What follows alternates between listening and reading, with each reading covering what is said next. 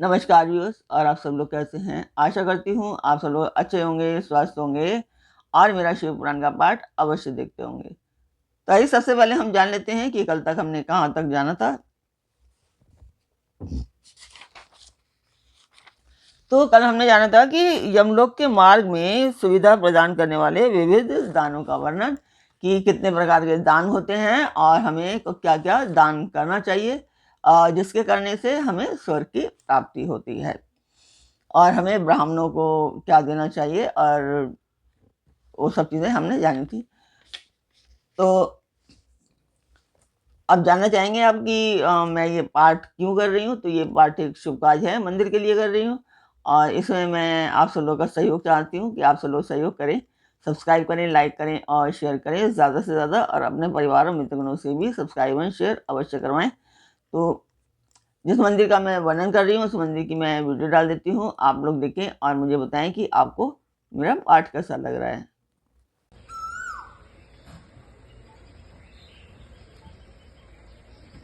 तो मंदिर की वीडियो आपने देखी, आपको मेरा पाठ कैसा लगता है कमेंट बॉक्स में मुझे अवश्य बताएं। कमेंट अवश्य किया कीजिए, इससे मोटिवेशन मिलती है। तो अब हम चलते हैं आज के पाठ पर। स्वागत करती हूँ मैं आप सभी का अपने इस कार्यक्रम शिव पुराण में।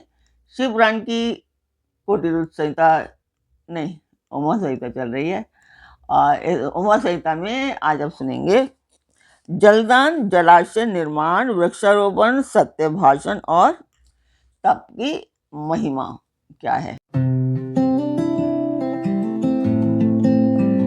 तो अभी आजकल सनत कुमार जी और व्यास जी बात कर रहे हैं। तो सनत कुमार जी कहते हैं कि व्यास जी, जलदान सबसे श्रेष्ठ दानों में से एक है। वह सब दानों में सदा उत्तम है, क्योंकि जल सभी जीव समुदाय को तृप्त करने वाला जीव कहा गया है, जीवन कहा गया है, जीवन कहा गया है। इसलिए बड़े स्नेह के साथ अनिवार्य रूप से प्रपादान यानी कि पौंसला चलाकर दूसरों को पानी पिलाने का प्रबंध करना चाहिए। जलाशय का निर्माण इस लोक और परलोक में भी महान आनंद की प्राप्ति कराने वाला होता है। यह सत्य है, इसमें कोई संशय नहीं है। इसलिए मनुष्य को चाहिए कि वह कुआं, बावड़ी, तालाब बनवाए। कुएं में जब पानी निकल आता है तब वह पापी पुरुष के पाप कर्म का आधा भाग हर लेता है, तथा सत्कर्म में लगे हुए मनुष्य के सदा समस्त वो पापों को भी हर लेता है। जिससे खुदवाए हुए जलाशय में गौ, ब्राह्मण तथा साधु पुरुष सदा पानी पीते रहते हैं, वह अपने सारे वंश का उद्धार कर देता है। जिसके जलाशय में गर्मी के मौसम में भी अनिवार्य रूप से पानी टिका रहता है, वह कभी दुर्गम एवं विषम संकट को प्राप्त नहीं होता।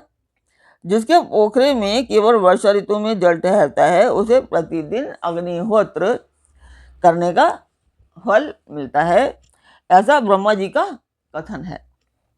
जिसके तड़ाग में शरतकाल तक जल ठहरता है, उसे सहस्त्र गोदान का फल मिलता है, इसमें कोई संशय नहीं है। जिसके तालाब में हेमंत और शिशिर ऋतु तक पानी मौजूद रहता है, वह बहुत सी स्वर्ण मुद्राओं की दक्षिणा से युक्त यज्ञ का फल पाता है। जिसके सरोवर में वसंत और ग्रीष्म काल तक पानी बना रहता है, उसे अतिरात्र और अश्वमेघ यज्ञों का फल मिलता है, ऐसा मनीषी महात्माओं का कथन है। तो मुनिवर व्यास, जीवों को तृप्ति प्रदान करने वाले जलाशय के उत्तम फल का वर्णन किया गया। अब वृक्ष लगाने में जो गुण हैं उसका वर्णन सुनो। जो वीरान एवं दुर्गम स्थानों में वृक्ष लगाता है, वह अपनी बीती तथा आने वाली संपूर्ण पीढ़ियों को तार देता है। इसलिए वृक्ष अवश्य लगाना चाहिए। ये वृक्ष लगाने वाले के पुत्र होते हैं, इसमें संशय नहीं है। वो कहना चाह रहे हैं कि जो वृक्ष आप लगा रहे हो वो आपके ही पुत्र हैं। हो सकता है कि मतलब पिछले जन्म के जो भी रहे होंगे आपके पितर, वो वृक्ष बनकर आए हैं और वो आप उन्हें लगा रहे हैं, रोप रहे हैं अगले उसके जन्म के लिए। वृक्ष लगाने वाला पुरुष परलोक में जाने पर अक्षय लोगों को पाता है। पोखरा खुदाने वाला, वृक्ष लगाने वाला और यज्ञ कराने वाला जो द्विज है वह तथा दूसरे दूसरे सत्यवादी पुरुष ये स्वर्ग से कभी नीचे नहीं गिरते। सत्य ही पर ब्रह्म है, सत्य ही पर तप है, सत्य ही श्रेष्ठ यज्ञ है और सत्य ही उत्कृष्ट शास्त्र ज्ञान है। स्वयं पुरुषों में सत्य ही जागता है, सत्य ही परम पद है, सत्य से ही पृथ्वी टिकी हुई है और सत्य में ही सब कुछ प्रतिष्ठित है।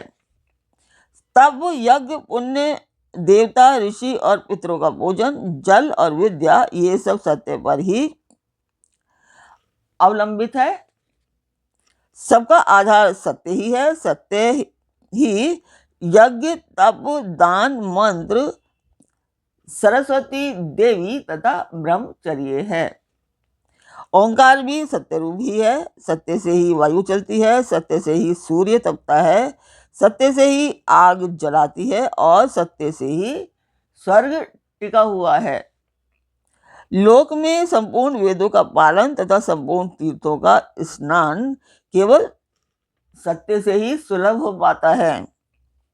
सत्य से ही हमें सब कुछ प्राप्त होता है, इसमें संशय नहीं है। एक सहस्त्र अश्वमेध और लाखों यज्ञ एक ओर तराजू पर रखे जाएं और दूसरी ओर सत्य हो तो सत्य का ही पलड़ा भारी होगा।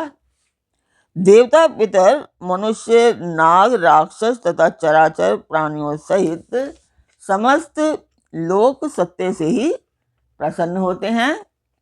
सत्य को परम धर्म कहा गया है, सत्य को ही परम पद बताया गया है और सत्य को ही परब्रह्म यानी कि परमात्मा कहते हैं। इसलिए सदा सत्य बोलना चाहिए। सत्यपरायण मुनि अत्यंत दुष्कर तप करके स्वर्ग को प्राप्त हुए हैं तथा सत्य धर्म में अनुरक्त रहने वाले सिद्ध पुरुष भी सत्य से ही स्वर्ग के निवासी हुए हैं। अतः सदा सत्य बोलना चाहिए। सत्य से बढ़कर दूसरा कोई धर्म नहीं है।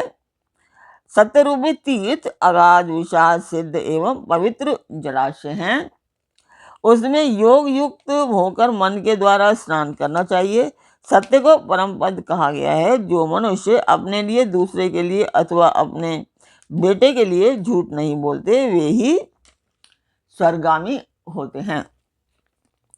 वेद, यज्ञ तथा मंत्र ये ब्राह्मणों में सदा निवास करते हैं, परंतु असत्यवादी ब्राह्मणों में इनकी प्रतीति नहीं होती। अतः हमें सदा सत्य बोलना चाहिए। तदंतर तप की बड़ी भारी महिमा बताते हुए सनत कुमार जी ने कहा कि मुने, संसार में ऐसा कोई सुख नहीं है जो तपस्या के बिना सुलभ होता हो। तप से ही सारा सुख मिलता है। इस बात को वेद वेत्ता पुरुष जानते हैं। ज्ञान, विज्ञान, आरोग्य, सुंदर रूप, सौभाग्य तथा शाश्वत सुख तप से ही प्राप्त होते हैं। तपस्या से ही ब्रह्मा बिना परिश्रम के ही संपूर्ण विश्व की सृष्टि करते हैं। तपस्या से ही विष्णु इनका पालन करते हैं। तपस्या के बल से ही रुद्रदेव संहार करते हैं तथा तप के प्रभाव से ही शेष अशेष भूमंडल को धारण करते हैं। तो आपने आज जाना कि सत्य की महिमा क्या होती है और हमें सत्य क्यों बोलना चाहिए, सत्य से, और हमें जलदान क्यों करना चाहिए, हमें वृक्ष क्यों लगाने चाहिए, हमें जलाशय निर्माण क्यों करना चाहिए, और हमें यानी कि सारा का सारा सार जो है वो है कि जलदान, जलाशय निर्माण, वृक्षारोपण, सत्य भाषण और तप की महिमा आपने जानी। तो आज का पाठ मैं यहीं पर पूर्ण करती हूँ। कल फिर मिलेंगे एक नए पाठ में, एक नई उमंग, एक नई तरंग के साथ। तब तक के लिए आज्ञा दीजिए। ओम नमः शिवाय। जय माता।